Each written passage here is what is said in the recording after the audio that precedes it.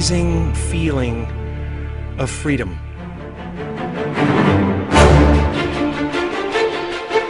I saw that I was bigger than what I do. I was bigger than my body.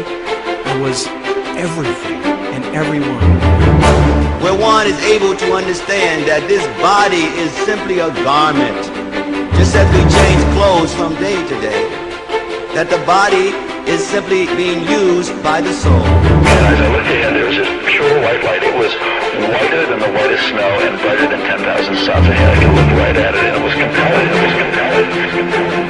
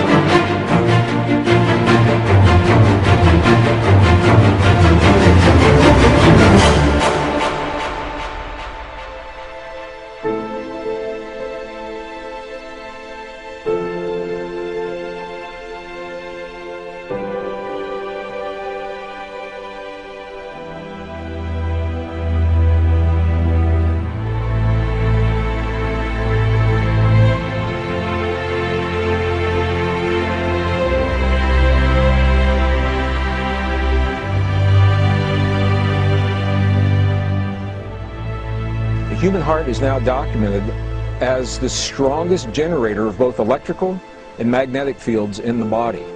Now this is important because we've always been taught that the brain is where the action is. The brain has an electrical field, it does have a magnetic field, but they're relatively weak compared to the heart. The heart is about 100 times stronger electrically and up to 5,000 times stronger, 5,000 times stronger magnetically than the brain.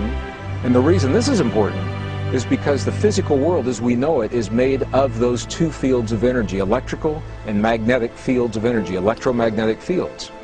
Our own physics books now tell us if we can change either the magnetic field of an atom or the electrical field of the atom, by doing that we literally change that atom. We change the stuff that our bodies in this world are made of.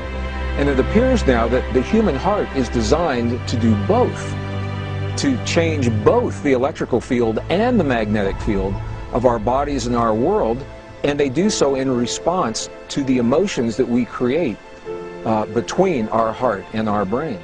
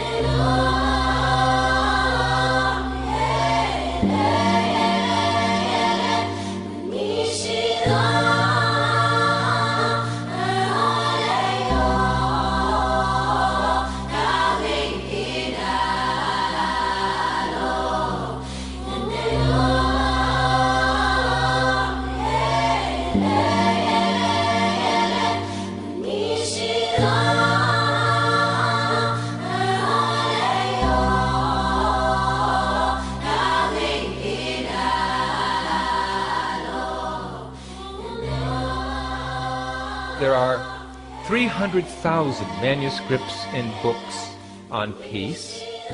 Each of these books and manuscripts have been read by an average 3 people, including the author and the publisher. Well, who wants to read another book, about peace? We want to create peace. It is an actual science of peace. Because the field of consciousness is the field of unity, field of bliss, field of peace. On a tangible, palpable, powerful, physical level, millions of times more powerful than the nuclear force, if we can just access it. But consciousness can access it. What we need are more peacemakers who develop their nervous systems to the point where they become lighthouses of peace, radiating peace. Peace.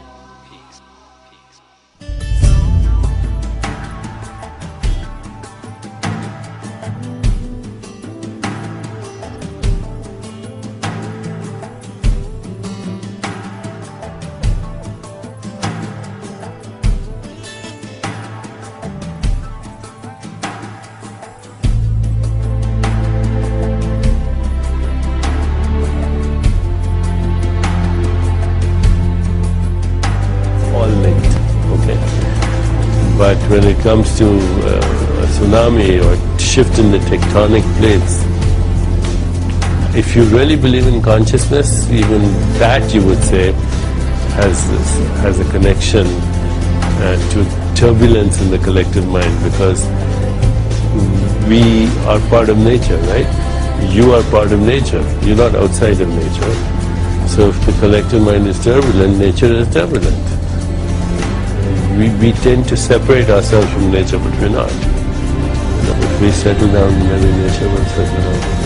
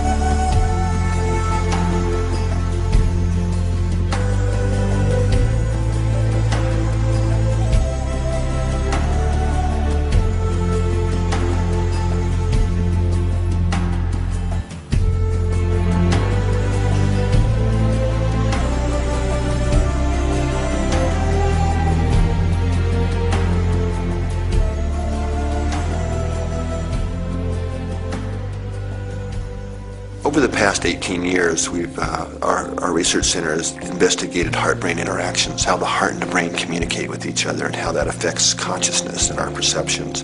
One of the things we identified in our research was the state we now call coherence. And what we found was that when we're feeling positive emotions, like we're really appreciating the sunset, or really feeling love or compassion or care for someone, that the heart beats out a very different message. The heart generates by far the largest rhythmic electromagnetic field produced in the body. And what we've now found is that if we look at the spectrum analysis of the magnetic field radiated by the heart, that emotional information is actually encoded and modulating into those fields. So by learning to shift our emotions, that's changing the information we're encoding into the magnetic fields radiated by the heart, and that can impact those around us. We are fundamentally and deeply interconnected with each other and the planet itself, and what we do individually really does count and matters.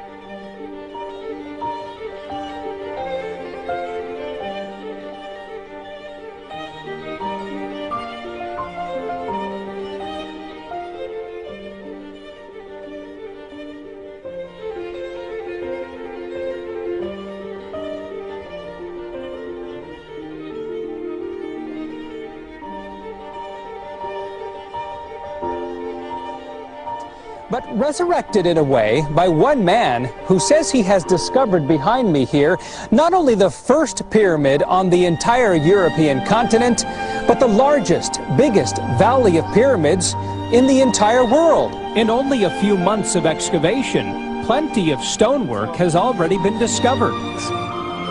Samir used satellite, thermal, and topography analysis on tens of thousands of hills in his search for pyramids. Instead of thousands of hills, we found 9 of them. 5 of them being located in this valley. You have perfect geometry and you have cardinal points. Once I saw that a year and a half ago, I immediately knew that this is not a naturally made hill, but man-made.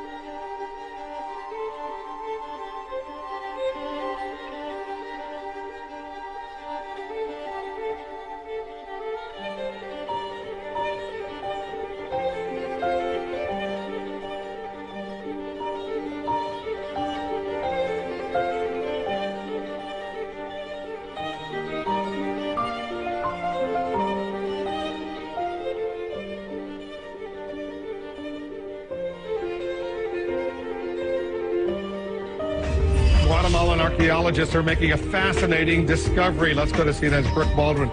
She traveled to Mirador and came back with an amazing story. Brooke, tell our viewers what's going on. Wolf, I think I'm officially an archaeology geek. Our CNN crew, we're the first TV camera actually in the world to shoot the face of what may be the world's largest pyramid by volume. This pyramid, it is covered by the canopy of the jungle. It is currently facing several threats.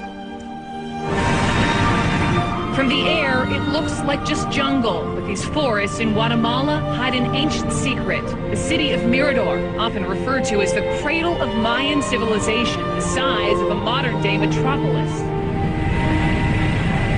This is no mountain. It's a pyramid, and according to the Mirador Basin Project, it may be the largest pyramid by volume in the world.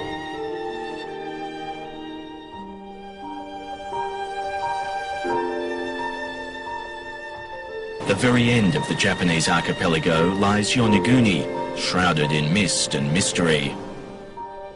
Several meters beneath the surface lies one of the world's greatest mysteries, a place that could quite literally rewrite human history. No one can be entirely sure what's down there, but many experts are convinced it's the remains of a vast and ancient underwater city, a lost civilization, a Japanese Atlantis.